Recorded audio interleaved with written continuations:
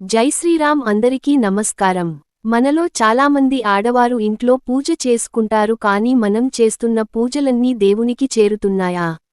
మన పూజలను దేవతలు స్వీకరిస్తున్నారా అని చాలామందికి ఒక సందేహం ఉంటుంది. అయితే మీరు చేసే పూజలు పట్ల దేవతలు సంతోషంగా ఉంటే ఆ లక్ష్మీదేవి మీ ఇంట్లోకి రావడానికి సిద్ధంగా ఉంటుంది. తద్వారా నీకు ముందుగానే కొన్ని శుభసంకేతాలు కనిపిస్తాయి. ఇంట్లో దీపారాధన చేసే సమయంలో మీ ఇంట్లో దేవతలు తిరుగుతూ ఉంటే కొన్ని అత్యంత శక్తివంతమైన సంకేతాలు కనిపిస్తాయి. పూజలో ఈ సూచనలు కనిపిస్తే సాక్షాత్తు దేవతలే మీ ఇంట్లో ఉండి మీ కష్టాలన్నిటినీ తొలగిస్తున్నారని అర్థం. ముందుగా ఈ వీడియోకి ఒక లైక్ కొట్టి ప్రతి ఒక్కరూ జై శ్రీరామ్ అని కామెంట్ చేయండి. ఇంట్లో దీపారాధన చేసేటప్పుడు మీరు వెలిగించిన దీపం ప్రకాశవంతంగా ఎక్కువసేపు వెలిగితే చాలా అదృష్టం అనే చెప్పవచ్చు. దీపం ప్రకాశవంతంగా వెలిగితే మీ పూజలకు దేవతలు సంతోషించి మీ ఇంట్లోకి రాబోతున్నారని అర్థం. పూజలో దేవునికి సమర్పించిన పుష్పాలు దేవుని చిత్రపటం ముందు కింద పడితే చాలా మంచిది. దేవునికి పెట్టిన పువ్వులు కింద పడితే మీరు చేసే పూజలకు దేవతలు సంతృప్తి చెందారని, మీ కోరికల త్వరలోనే నెరవేరుతాయని శుభసూచకం. దీపంలో వేసే వత్తులకు కూడా చాలా ప్రాధాన్యత ఉంటుంది. అయితే ఇంట్లో దీపారాధన చేసేటప్పుడు దీపంలో ఉన్న ఒత్తులు పూర్తిగా కాలిపోతే చాలా అదృష్టం అని చెప్పవచ్చు. దీపం వత్తులు పూర్తిగా కాలిపోతే మీ పూజను దేవతల స్వీకరించారని, మీకు మంచి శుభ ఫలితాలు రాబోతున్నాయని అర్థం. మన జ్యోతిష్య శాస్త్రాలలో బల్లిని లక్ష్మీ స్వరూపంగా భావిస్తారు. కొంతమంది ఇళ్లలో బల్లులు ఎక్కువగా కనిపిస్తాయి. కానీ పూజ గదిలో బల్లి కనిపిస్తే చాలా మంచిది. మీ పూజ గదిలో బల్లి తిరుగుతుంటే మీ ఇంట్లో లక్ష్మీదేవి తిరుగుతుందని అర్థం. అలాగే చాలామంది ఇళ్లలో నల్ల చీమలు ఎక్కువగా కనిపిస్తాయి. నల్లచెమను కూడా అదృష్టానికి చిహ్నం. అయితే దేవునికి సమర్పించిన నైవేద్యానికి నల్ల చీమలు పడితే మీ నైవేద్యాన్ని దేవతలు ఆరగించారని ఒక శుభ సూచకం. ఇంట్లో దీపారాధన చేసేటప్పుడు మనలో చాలామందికి కన్నీళ్లు వస్తూ ఉంటాయి. దీన్నే ఆనంద బాష్పాలని అంటారు. ఇది దైవ సంకేతం అని చెప్పవచ్చు. మీకు తెలియకుండానే మీ కంటి నుండి కన్నీళ్లు వస్తే నీ పూజలకు దైవానుగ్రహం లభించిందని అర్థం. అలాగే ఒక్కోసారి దేవుడిని పూజించేటప్పుడు ఉన్నట్టుండి తలనొప్పి వస్తుంది. మీకు కూడా తలనొప్పి వస్తే మీ చుట్టూ దైవశక్తులు సంచరిస్తూ ఉన్నాయని శుభసూచకం. అలాగే పూజలో దేవునికి మంగళహారతి ఇచ్చేటప్పుడు దేవుడు నవ్వినట్టుగా కనిపిస్తే మీ పూజ గదిలో దైవశక్తులు ఉన్నాయని అర్థం. ఇక మీ జన్మ ధన్యం అయినట్లే. అలాగే ఇంట్లో పూజ చేసే సమయంలో లేదా దేవుని మంత్రాలు చదివే సమయంలో ఒక్కోసారి మన శరీరం పులకరించి పోతూ ఉంటుంది. మీకు కూడా ఇలా జరిగితే మీపై దేవుని ఆశీర్వాదం ఉందని అర్థం. చాలామంది ఇళ్లల్లో దైవశక్తులు తిరుగుతూ ఉంటాయట. అయితే ఒక్కోసారి ఉన్నట్టుండి పరిమళ ద్రవ్యాలు సువాసన వస్తూ ఉంటుంది. ఏ ఇంట్లో అయితే దేవతలు తిరుగుతారో అలాంటి ఇళ్లలో చందనం సువాసనలు వస్తూ ఉంటాయి. అలాగే ఇంట్లో దీపారాధన చేసేటప్పుడు గంటా నాదం వినిపించిన, శంఖం శబ్దం వినిపించిన దేవుని అనుగ్రహం లభించింది అని అర్థం చేసుకోవాలి. అలాగే పూజలో దీపం వెలిగించిన తర్వాత దీపం జ్యోతిలో చిన్న పువ్వు ఆకారం కనిపిస్తే ఇది లక్ష్మీ కటాక్షానికి సంకేతమట. మీ ఇంటికి ఐశ్వర్య ప్రాప్తి కలుగుతుందని అర్థం.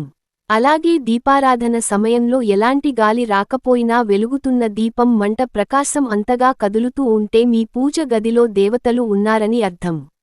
అలాగే పూజ గదిలో ఉన్న దేవుని విగ్రహాల నుండి అకస్మాత్తుగా కుంకుమ కింద పడటం లేదా విభూది బొట్టు రాలడం జరిగితే ఆ దేవతలు మీకు ఏదో చెప్పబోతున్నారని, మీకు మంచి జరగబోతుందని అర్థం.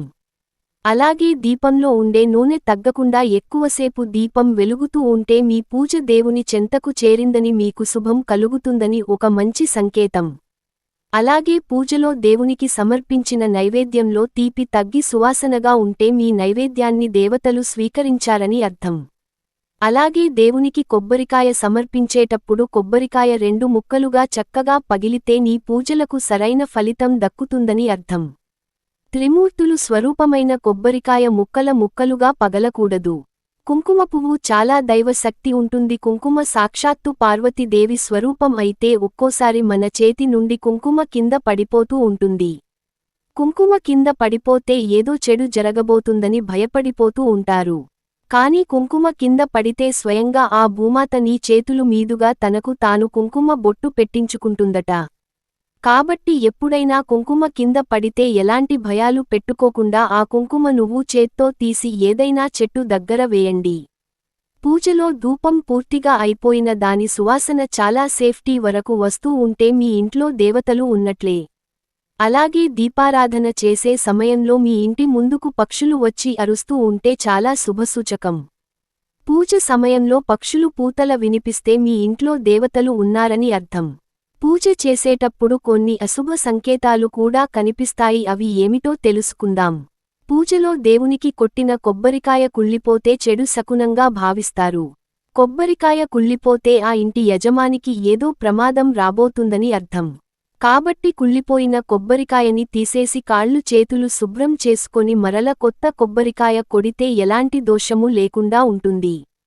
అలాగే ఒక్కోసారి ఉన్నట్టుండి పూజ గదిలో వెలిగించిన దీపం కొండెక్కుతుంది. వెలుగుతున్న దీపం ఎప్పుడు కొండెక్కకూడదు. దీపం కొండెక్కితే మీ ఇంటికి ఏదో సమస్య రాబోతుందని అర్థం. కాబట్టి మీ పూజలో ఎప్పుడైనా దీపం కొండెక్కితే వెంటనే ఓం నమఃశివాయ అనే మంత్రాన్ని చదివి మరలా కొత్త దీపం వెలిగించండి. ఇక ఏ సమస్య ఏర్పడకుండా ఉంటాయి. పూజలో దీపం వెలిగించేటప్పుడు ఒక్కోసారి మన చెయ్యి కాలుతుంది, దీన్ని అశుభంగా భావించాలి. పూజలు చెయ్యి కాలితే దేవునికి ఏదో లోపం చేస్తున్నారని అర్థం చేసుకోవాలి. అలాగే మనలో కొంతమందికి పూజ చేసేటప్పుడు ఆవలింతలు వస్తూ ఉంటాయి. దీపారాధన సమయంలో ఆవలింతలు రాకూడదు. దీపారాధన సమయంలో ఆవలింతలు వచ్చిన లేదా తుమ్మిన మళ్ళీ స్నానం చేసి దీపారాధన చేయాలి. లేదా తలపైన పసుపు నీళ్లు చల్లుకొని దీపం వెలిగించాలి. అలాగే ఇంట్లో దీపారాధన చేసేటప్పుడు ఒక్కోసారి దీపం నుండి శబ్దాలు వస్తూ ఉంటాయి. దేవతా స్వరూపమైన దీపం నుండి శబ్దం రాకూడదు.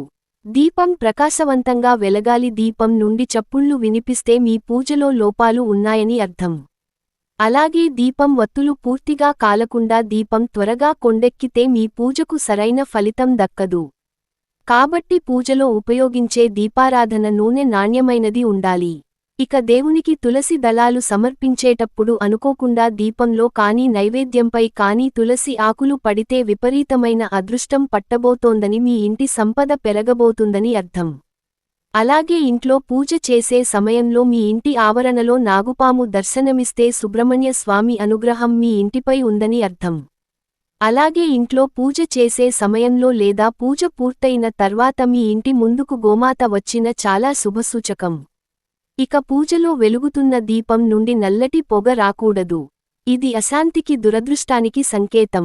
పూజలో వెలిగించే దీపం ప్రకాశవంతంగా లేకపోతే మీ పూజలకు ఫలితం దక్కదు. అదేవిధంగా వెలుగుతున్న దీపం నుండి అకస్మాత్తుగా నూనె చెమ్మకూడదు. ఇది కూడా దురదృష్టానికి సంకేతం. అలాగే వెలుగుతున్న దీపం నూనెలు అనుకోకుండా ఏదైనా పురుగు పడితే అశుభ సంకేతంగా భావించాలి. భక్తితో దేవుడిని పూజించకపోతే మీరు వెలిగించిన దీపం దానంతట అదే కిందపడి మంట వ్యాపిస్తుంది. కాబట్టి భక్తితో ఎలాంటి కల్మషం లేకుండా దేవునిని పూజిస్తే ఎన్నో శుభ ఫలితాలు కలుగుతాయి. ఎంతో పవిత్రమైన పూజ గదిలో దుర్వాసన రాకూడదు. పూజ గదిలో చెడు వాసన వస్తే మీ ఇంట్లో దేవతలు నివసించారు. కాబట్టి మీ పూజ గది అందంగా పరిమళంగా ఉంచుకోవాలి. అలాగే పూజ చేసేటప్పుడు దేవుని పటం అనుకోకుండా కింద పడితే మీ పూజలకు ఎలాంటి ఫలితం దక్కదు. అలాగే పూజలు ప్రతిష్ఠించిన కలశం ఉన్నట్టుండి కింద పడిపోతే మీ ఇంట్లో చెడు శక్తులు ఉన్నాయని అర్థం చేసుకోండి. ఇలాంటి చిన్న చిన్న సంకేతాలతో మీ ఇంట్లో దైవశక్తులు ఉన్నాయా లేదా అని సులభంగా తెలుసుకోండి. ఈ వీడియో నచ్చితే ఒక లైక్ కొట్టి మీకు ఉన్న ధర్మ సందేహాలకు కామెంట్ చేయండి. అలాగే ప్రతి ఒక్కరూ జై శ్రీరామ్ అని కామెంట్ చేయండి.